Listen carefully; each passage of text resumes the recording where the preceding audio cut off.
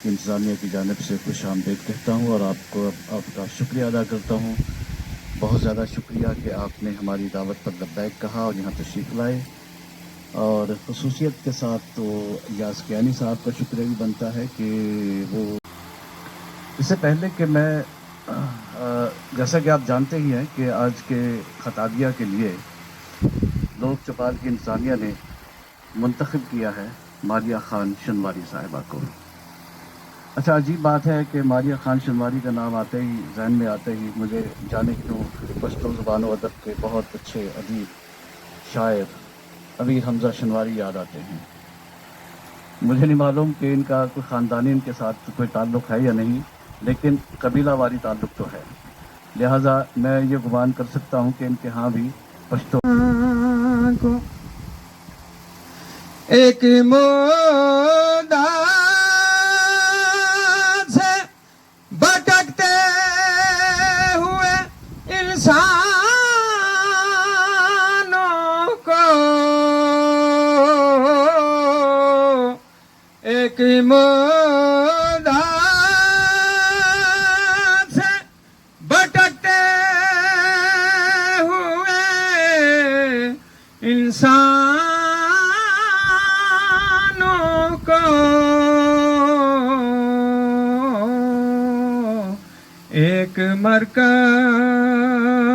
پہ بلانے کے لیے آپ آئے ایک مرکز پہ نہ خدا کر سکتا ہے، پیشکش کر سکتا ہے.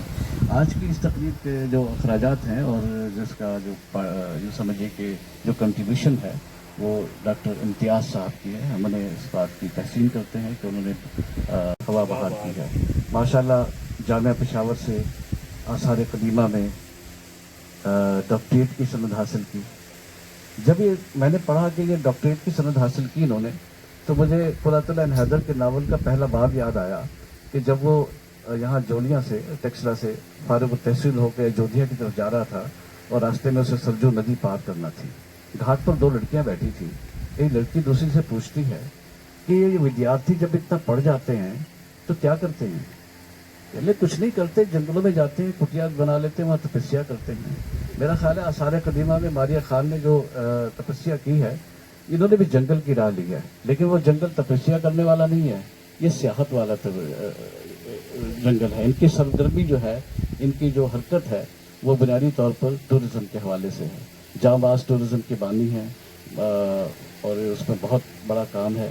اور الحمدللہ ان کو خیبر پختونخوا کے صوبے نے ان کی خدمات کو بہت سراہا اور ان کو ایوارڈ سے نوازا. غالباً ایک ٹورزم کے حوالے سے ایک ایوارڈ ہے اور ایک بنت حوا ایوارڈ ہے. یقیناً اس بات کا یہ ایوارڈز اس بات کی نشاندہی کرتے ہیں کہ واقعتاً ماریہ خان شنواری کا کام لائق تحسین ہے. تو میں ان کو مائک دیتا ہوں، لیکن مائک دینے سے پہلے ایک بات اور عرض کر دینا چاہتا ہوں. وہ یہ ہے کہ ہمارے سیکشن کے دو ادوار ہوتے ہیں. پہلا خطاب پر ہوتا ہے جس میں مقرر جو ہے وہ اپنے خیالات کا اظہار کرتا ہے، آپ کو علم افروز گفتگو کرتا ہے. اس دوران میں اگر آپ کے ذہن میں کوئی سوالات پیدا ہوتے ہیں، کوئی اشکالات پیدا ہوتے ہیں، تو دوسرے دور میں آپ ان سے وہ سوالات کریں. اچھا، میں زندگی میں پہلی بار ڈر رہی ہوں کہ میرے سامنے اتنے بڑے بڑے نام بیٹھے ہوئے ہیں. ویسے تو میں نے نیشنل انٹرنیشنل اتنے پیپرز پریزنٹ کیے ہیں، مجھے کبھی ڈر نہیں لگا اور مجھے یہ نہیں پتا تھا کہ یہاں چیف گیسٹ مجھے بلائیں. اچھا، میرا نام ماریہ خان شنواری ہے اور میرا تعلق لندی کوتل سے ہے. میں مڈل چائلڈ ہوں اور مڈل چائلڈ ہونے کے ناطے میں ایک ریبیلین ہوں، کیونکہ ایک چھاپ لگ جاتی ہے نا، یہ ریبیلینز ہوتے ہیں. اور اس کے علاوہ میں پی ایچ ڈی بھی کر رہی ہوں، میرا لاسٹ سیمسٹر چل رہا ہے، ریسرچ چل رہی ہے ابھی. اس سے پہلے میں نے ایم فل کیا ہے آرکیولوجی میں ہی، اور میں پورے پاکستان میں واحد منیچر آرٹ جو ہے آرکیولوجی کا بیڈس، اس کی واحد ایکسپرٹ ہوں. ڈاکٹر جوناتھن مارکنائر کے ساتھ میں نے کام کیا ہے اور ابھی پی ایچ ڈی میں جو میری اسپیشلائزیشن ہے وہ ٹورزم کے اوپر ہے. مجھے نا بچپن سے شوق تھا کہ میں گھوموں پھروں. وہ ریبیلین تھی نا, مجھے 2 منٹ کے لیے بھی گھر سے کہیں نکلنے کا موقع ملتا تھا تو میں نکل جاتی تھی. سارے صبح سوئے ہوئے ہوتے تھے چھٹی والے دن, تو میں چھت پہ جا کے اسکیٹس کرتی تھی. تو بس وہیں سے میرا شوق پیدا ہوا. پھر میں نے بہت آرٹیکلس لکھے ہیں, اور اس کے علاوہ آرکیالوجی میں نے بڑا کام کیا تھا, لیکن مجھے پہلے نا پتہ نہیں تھا کہ آرکیالوجی کیا ہے اور ٹورزم کیا ہے, کیونکہ جہاں سے ہم ہیں وہاں پہ ہمیں کہا جاتا ہے یا تو آپ اسکول ٹیچر بنیں گی اور یا تو پھر آپ بنیں گی ڈاکٹر, اور تو کوئی راستہ آپ کے پاس ہے نہیں. مجھے شوق تھا پائلٹ بننے کا, کریز تھا مجھے, کیونکہ مجھے لگا شاید جو پائلٹ ہوتے ہیں وہی گھومتے پھرتے رہتے ہیں. ہمارے یہاں کیریئر کاؤنسلنگ نہیں ہے نا, تو مجھے نہیں پتا تھا کہ بھئی اس کے علاوہ بھی دنیا میں کوئی فیلڈ ہے, ہم اور بھی کچھ کر سکتے ہیں. تو میں کہتی تھی بس پائلٹ بنوں گی. تو وہ میری امی جو ہے وہ مانسیرا سے, تو میری خالہ کہتی تھی ہے پراٹھا کر, کیا کرنا ہے اس کو پائلٹ بنا کے, کڑیاں بھی ایک جی کر دی ہیں وہ. ان کو میں بولتی تھی کیا لڑکیاں بھی ہے کچھ کرتی ہیں, اسکول ٹیچر بناؤ, 17 گریڈ کی افسر لگے. میں نہیں بن سکتی اسکول ٹیچر. اسکول ٹیچر ہونا کوئی بری بات نہیں ہے, کسی کو پڑھانا کوئی بری بات نہیں ہے, لیکن جتنی ایکٹیو میں تھی میں پڑھائی میں اتنی شارپ نہیں تھی بہت لائک تھی, لیکن جس طرح میری بہنیں ہمیشہ پوزیشن لے کر آتی تھی میں وہ نہیں تھی. میں کبھی فیل ہو گئی, کبھی ٹاپ کر لیا. میں اس ٹائپ کی تھی. میں اسپورٹس میں بہت اچھی تھی, لیکن مجھے کہا جاتا تھا تم نے بھی وہ کرنا ہے جو وہ کر رہی ہیں. میں نہیں کر پائی. وہ پردہ کرتی ہیں, انہوں نے حفظ مکمل کیا, میں نے آدھے میں چھوڑ دیا تھا. میں نہیں کر پا رہی تھی کیونکہ ایک تو میرا رٹا نہیں لگتا تھا, رٹے والی میں تھی نہیں جب تک میرا کانسیپٹ کلیئر نہیں ہوتا تھا. تو ہمارے ہاں وہی کیریئر کاؤنسلنگ کی بات ہے کہ ہر بچے کو ایک ہی ترازو میں ڈال کے تولا جاتا ہے. نہیں, یہ چیز غلط ہے. اور میں اس بات پہ بڑی خوش ہوں کہ میں ریبیلین ہوئی. میں نے اپنے جو میں کرنا چاہتی تھی وہ میں نے کیا. میری ایک چھوٹی سی عادت ہے کہ میں پرفیکشنسٹ ہوں. مجھے اسکلز سیکھنے کا شوق ہے. میں ڈگری تو میں نے بھی کیا, ماسٹرز کیا, میں نے اس میں بھی پرفیکشن حاصل کی. میں نے جو تھیسز لکھا تھا الحمدللہ ماسٹرز میں, وہ آج بھی کافی یونیورسٹیز میں ریکمینڈ ہوتا ہے, میرے کام کو ریکمینڈ کیا جاتا. اور اس کے علاوہ میری کوشش ہے کہ میں ٹورزم میں بھی پرفیکشنسٹ بنوں, چونکہ میں کوشش بھی کر رہی ہوں.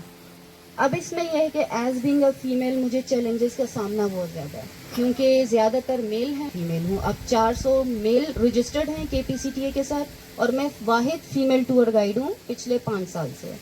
تو چیلنجز بھی ہیں. اور ابھی میری ایک چھوٹی سی کوشش تھی, KPCTA کے ساتھ انہوں نے ایک انیشیٹو لیا تھا جس میں انہوں نے 16 لڑکیوں کو ترشمیر کا ٹرپ کرایا تھا, جس کو میں نے لیڈ کیا. تو بس یہ میرے چھوٹے چھوٹے کام ہیں. اس کے علاوہ بس اب اور کیا کہوں, اب آپ سوال ہی پوچھیں.